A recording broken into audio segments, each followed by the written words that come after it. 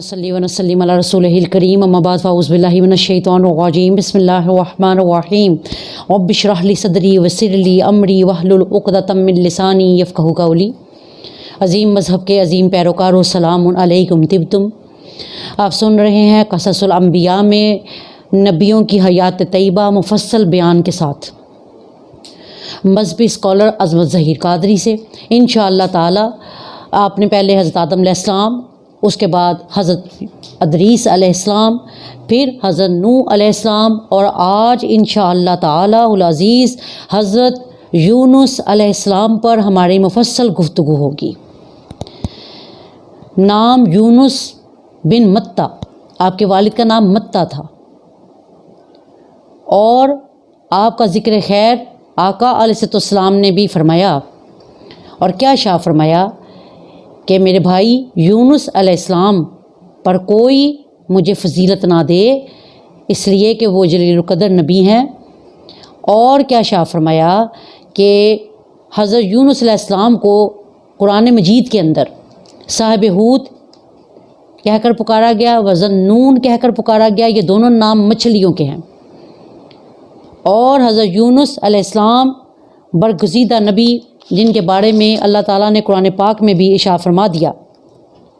और ईसाई आपको यूहन्ना कहते हैं। दीगर और मुल्कों में आपका नाम यूनान भी लिया जाता है, जिसका मतलब कबूतर है, यानी मासूम।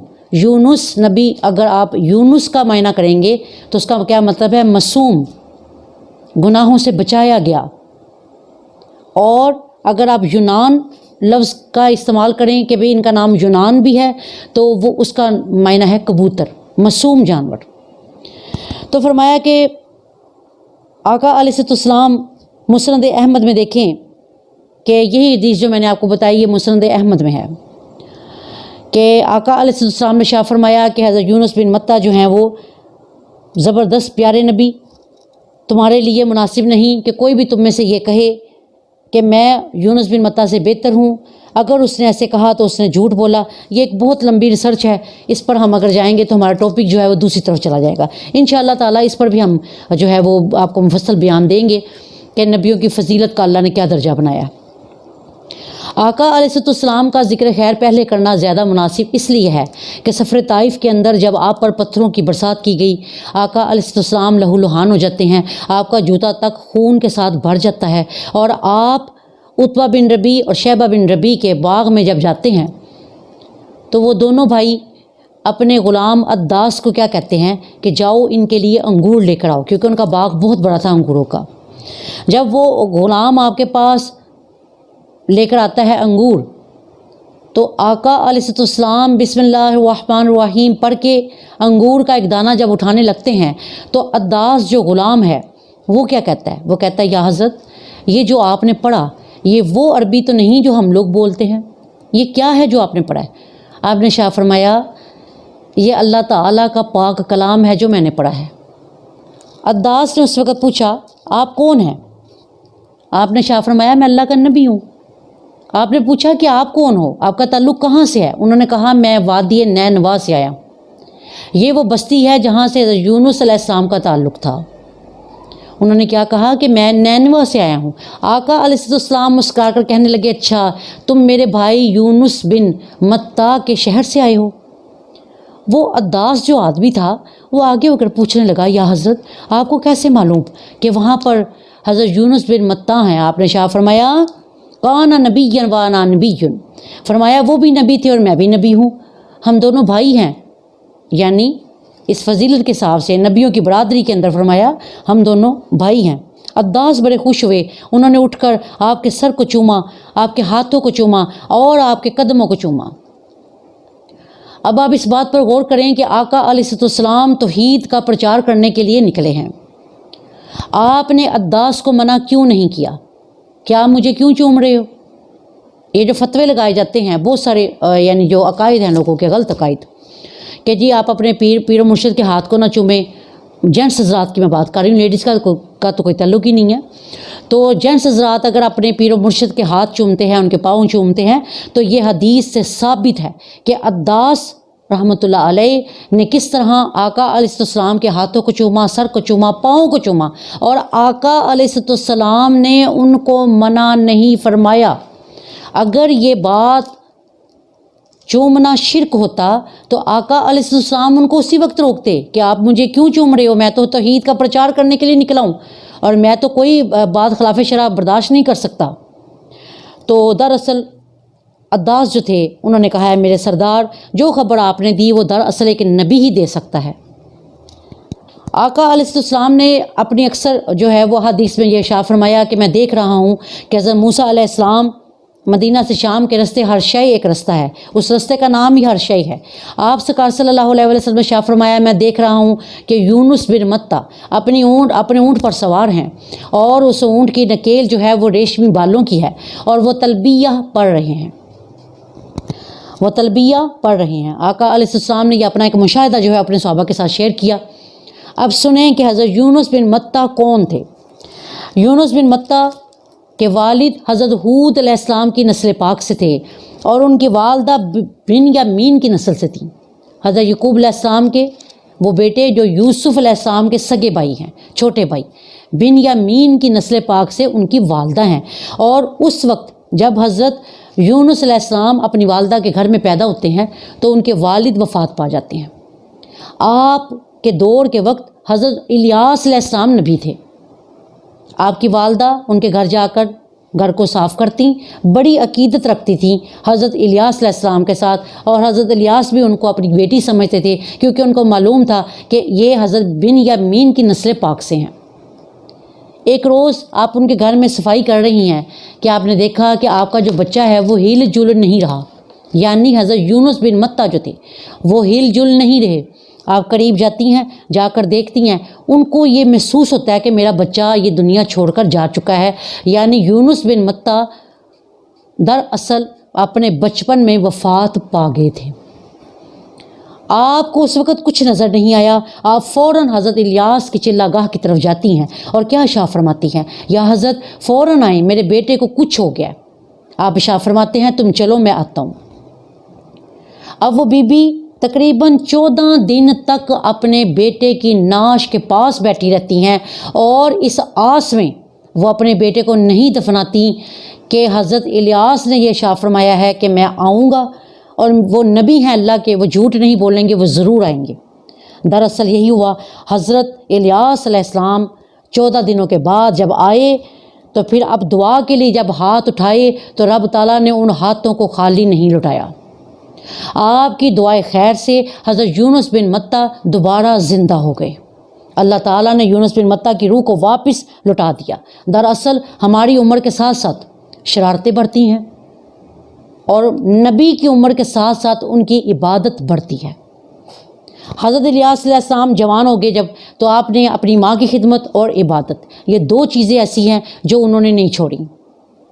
اور دراصل جو اللہ والے خالص بندے ہوتے ہیں وہ اپنی ماں کی خدمت اور عبادت کو اکٹھا جاری رکھتے ہیں تاکہ ماں کی خدمت کے صدقے میں اللہ تعالیٰ عبادت کو قبول کر لے۔ تو کیا ارشاد فرمایا، آپ عبادت کرتے رہتے تھے، ماں کی خدمت کرتے رہتے تھے۔ ایک روز ایسا آیا آپ کی والدہ اس دنیا سے وصال فرما گئیں، پردہ کر لیا، اور حضرت یونس علیہ السلام بیت المقدس کے اندر جا کر رہنے لگے جہاں ہر ولی پہنچتا ہے۔ اس وقت آپ کی عمر مبارک تقریباً 30 برس کی تھی، آپ 30 برس کے تھے۔ اس وقت آپ کو حکم دیا گیا کہ آپ فوراً دریائے دجلہ کے کنارے آپ پر وحی اتر گئی، اللہ تعالیٰ کا پیغام آ گیا کہ آپ میرے پیارے نبی ہیں۔ سورہ صافات میں آپ دیکھ سکتے ہیں وَأَرْسَلْنَاهُ إِلَىٰ مِائَةٍ أَلْفٍ أَوْ يَزِيدُونَ، کہ ہم نے حضرت یونس علیہ السلام کو بھیجا 1 لاکھ یا اس سے زائد آبادی کی طرف۔ اب اس بات کو بڑی غور سے سنیں اور خود فیصلہ کریں اس بات کا کہ کیا صرف قرآن پڑھ کے آپ قرآن کا ترجمہ یا تفسیر صحیح کر سکتے ہیں؟ حضرت ابی بن کعب نے جب یہ آیت پڑھی تو فوراً سرکار کے پاس گئے، پوچھا یا رسول اللہ تعالیٰ نے میاتن الفین تو فرما دیا، او یزیدون میں کتنے بندے ہیں؟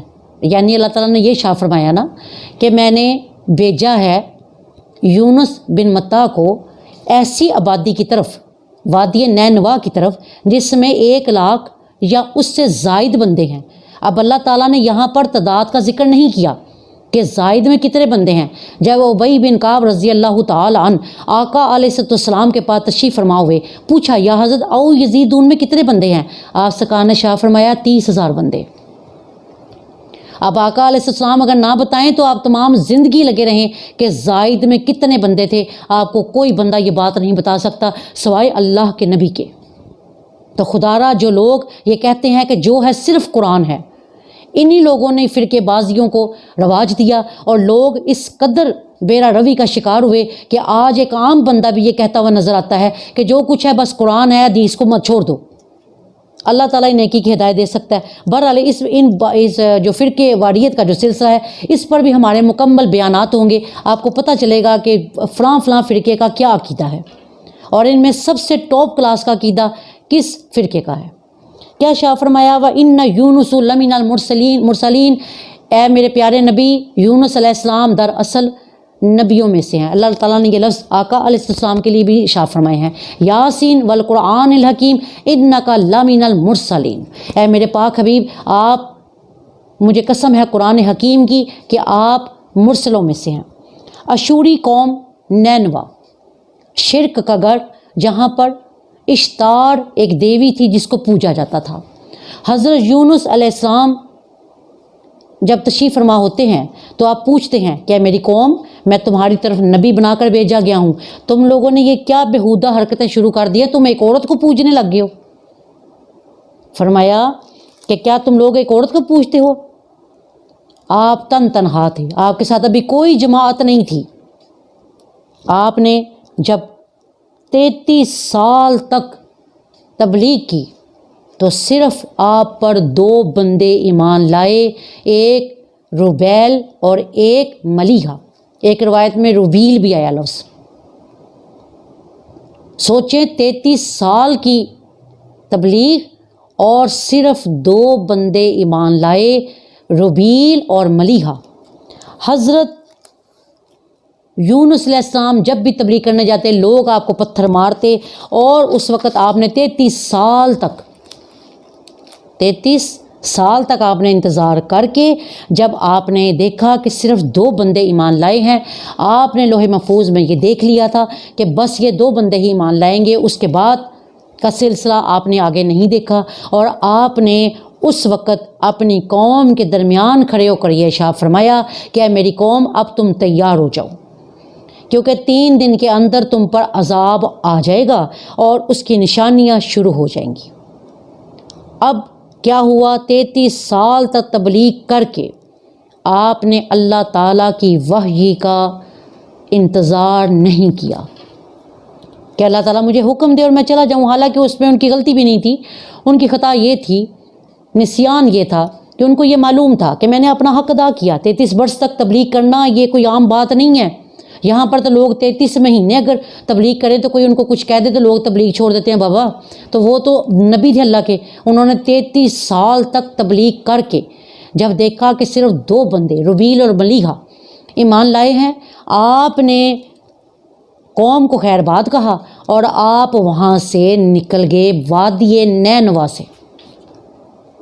آپ کی اسی حرکت کو اللہ تعالیٰ نے اپنے پاک حبیب کے لیے کیا ارشاد فرمایا سورہ قلم ورس نمبر 48 کے اندر، وَاصْبِرْ لِحُکْمِ رَبِّکَ وَلَا تَکُنْ کَصَاحِبِ الْحُوتِ، اے میرے پاک حبیب آپ اپنی تبلیغ پر، لوگوں کی اظہار رسانیوں پر صبر فرمائیں اپنے رب کے حکم کے ساتھ، اور مت ہو جائیے گا مچھلی والے کی طرح۔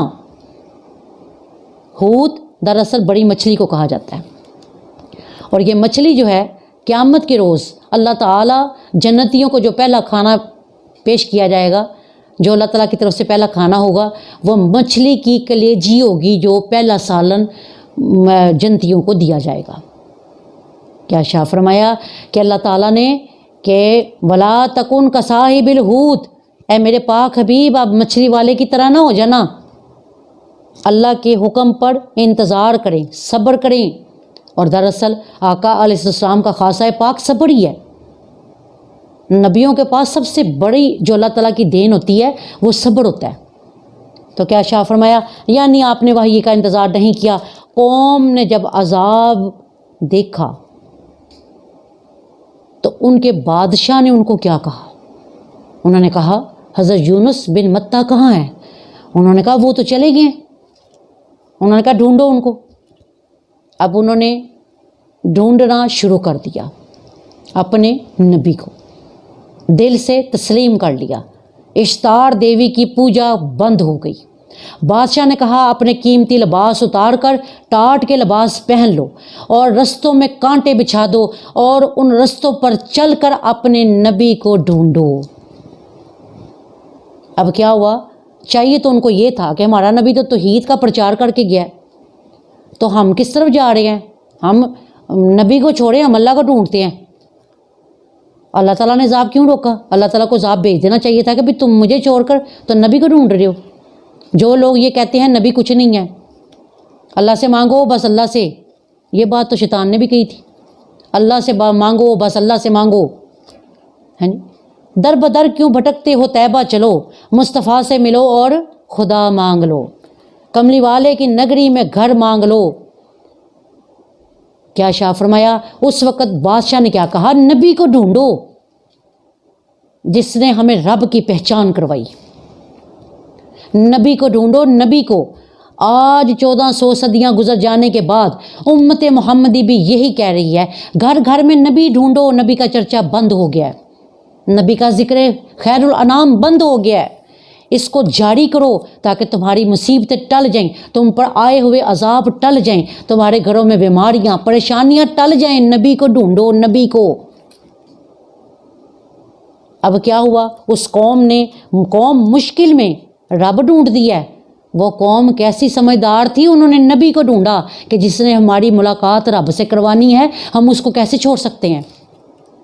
آج کل کے فرقوں سے تو وہی لوگ بہتر تھے جنہوں نے ایک دم اسلام قبول کیا اور ایک دم ہی وہ عاشق رسول بن گئے، ایک دم ہی عاشق رسول بن گئے۔ فنا فی المرشد، فنا فی الرسول، اور پھر فنا فی اللہ ہوئے۔ انشاءاللہ اس کا باقی بیان جو ہے وہ ہم کل کریں گے کہ نبی کے ڈھونڈنے سے کیا ہوتا ہے۔ وما علینا الا البلاغ المبین وبلغنا رسولہ النبی الکریم الامین۔ تو یاسین مولا یصلی وسلم دائما ابدا علی حبیبک خیر خلقی کلہم۔